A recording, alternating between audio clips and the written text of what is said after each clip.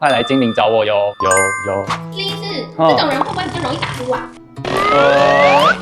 我觉得是又不完全是这样的情况的确会造成打呼的原因之一，但你指的应该是指它的脖围吧？脖围的确在研究上指出和肥胖、代谢症候群以及打呼有关。脖子越粗的人呢，脂肪堆积在脖子区域的量也会越多，造成呼吸道狭窄，导致打呼的几率也相对变高。那医生，我这样瘦瘦的就比较安全了吧？瘦子也不一定安全哦，因为瘦子有些人是因为先天性的构造，像下巴后缩、舌头又肥厚、软腭又下垂，那更容易造成打呼。那除了这两个类型的人，还有哪些人要注意呢？台湾很常听到有鼻子过敏的人嘛，有时候鼻塞很严重，他也会用嘴巴呼吸，造成所谓的鼻鼾声哦。